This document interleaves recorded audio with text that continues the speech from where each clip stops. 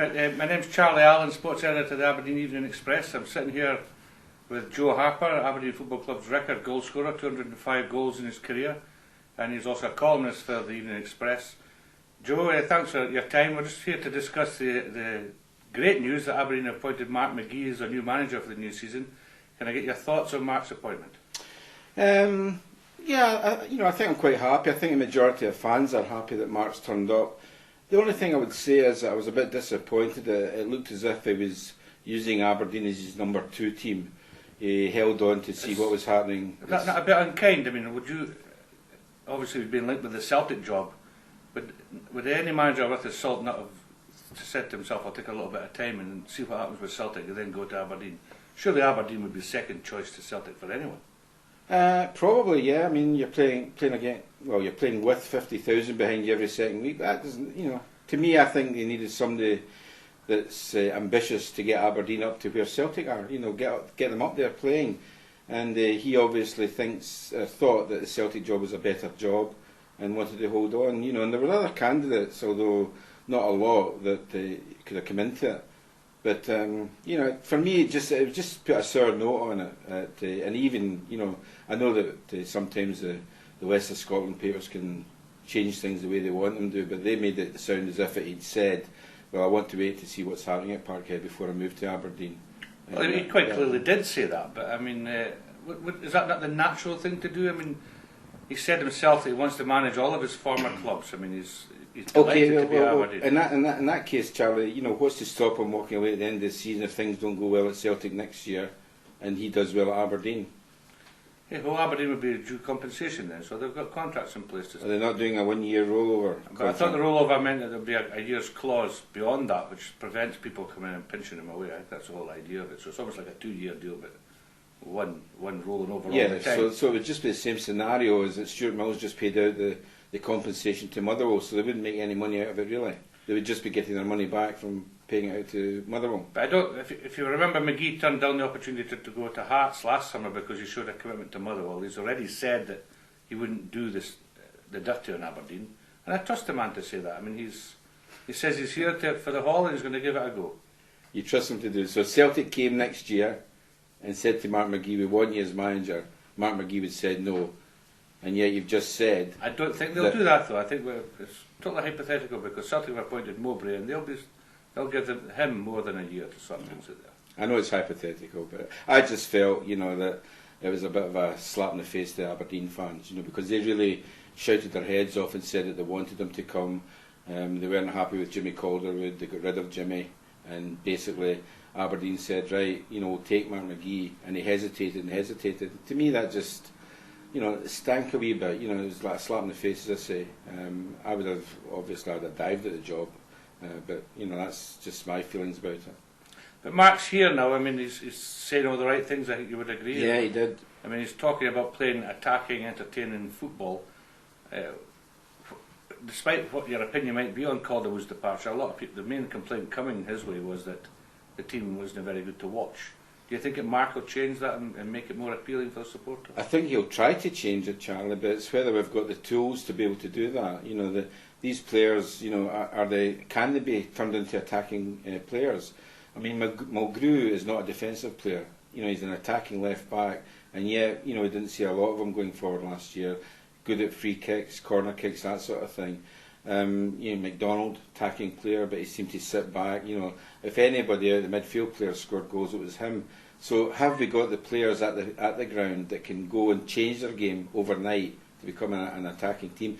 And remember, the Aberdeen fans don't want to say, "Oh, we'll give him a year to bed himself in." They're wanting him to do something now. He's got the same players that Calderwood got. The least that Mark McGhee has got to do is get us into top 6 and into Europe next year, because Calderwood did it the last 2 years. He's going to have to do it on a limited budget as well. I mean, I think he can take in about 3 signings if he's fortunate. I mean, he's lost Severin, may well lose Jamie Smith, although he's still debating that one by all accounts, and he's lost Lee Mayer. So is that going to be easy for him to replace those players on a limited budget? He's got to find like for like, isn't he? No, not at all. He's going to be working on a very limited budget, according to Aberdeen Football Club. I mean, Wally's come out and said it's a youth the way forward. so there won't be a lot of money there. You know, where do you get quality like Severin or like Jamie Smith in particular? When they guys were on their game, they were really good players. Where do you get that quality for, what, 50,000, 100,000? It's going to be hard, Charlie, you know, and I just can't see where he's... If he's going to get free transfer players, right, and I'm not talking about players who are come to the end of their contract, if these players are free, and the clubs have made them free, why are they free? You know, because they're not good enough. A lot of the time it's because the club can't afford to pay their wages anymore. I mean, I think that was the case with Mark McGhee, wasn't it, and Lee Miller. They wanted to get them off their wage bill at Dundee United. Stephen Hughes, I believe, is in a similar situation down at Motherwell. A great player. Mark's already admitted that he's going to try and bring him here. So I would argue that he is trying to replace like for like with Stephen Hughes, because Hughes is a quality footballer. Yeah, but like many other players, Stephen would be thinking that if he's that good a player, he's got a future down south, rather than coming to Aberdeen and getting not even half of what he'd get down there to go down to a first division. But do you not think it's sensible for Aberdeen to put a cap on the wages they pay? I mean, Hughes apparently is going to be offered better terms by Hearts, so it's a matter of, does he want to go to Hearts or does he want to come to Aberdeen and maybe get other things out of his career? And I know that might point him in the direction of Hearts, but Aberdeen, I believe, have got a wage cap generally around the £2,000 a week mark. Mm-hmm. Do you not think it's sensible for them to do that, given the current climate? And we're worried about the Setanta thing and clubs being in... Well, I think it's sensible for Aberdeen, but in saying that, you know, if somebody comes and offers Hughes £4,000 a week, you know, I mean, he's not a spring chicken, you know. He's got to look after his family, etc. You know, that's what took Nicholson away. That's what took Chris Clark away, Michael Hart away. They went down to England and quadrupled what they were getting up here. But there's just no way Aberdeen can compete with that now, Joe. I know that, and that's the problem Mark's got. But Mark knew that when he came. Mm-hmm. He's been told all that when he came, Charlie. So he's got to come here, and he can't turn around and make excuses and say, "Well, I haven't had any money to spend." He knows there isn't any money to spend. So as a result, he's just got to get on with that.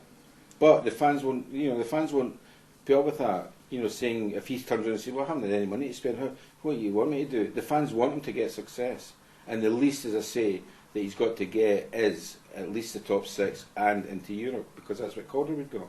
Now, your old Aberdeen teammate and Mark's teammate at Pittodrie, Alex McLeish, has said in the Evening Express that he's backing Mark to finally end the club's chase for a trophy.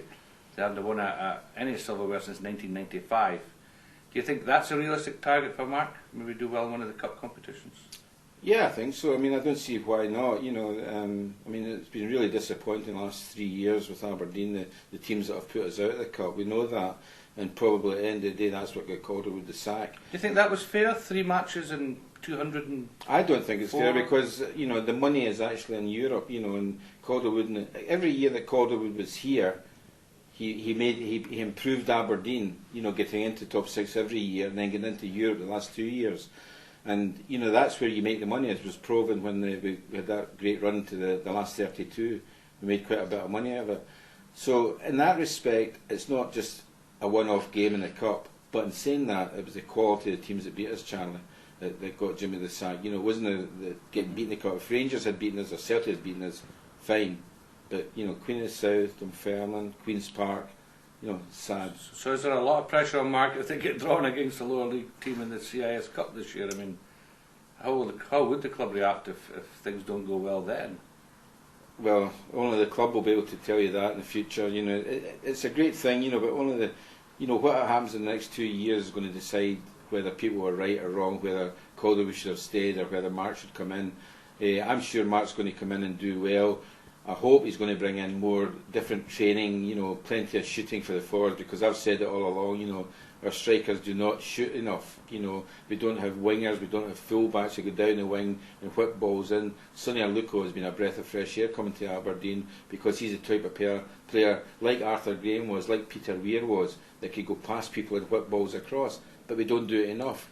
You'll be heartened to hear that Mark's saying hands off to everyone. Aluko will be staying here. Is an important part of his plans. Is that the right message to be sending to the supporters at this absolutely time? But again, I have to emphasise, I don't think Mark will have the full say in that. If somebody comes in with a daft offer for Aluko, Aberdeen will sell him.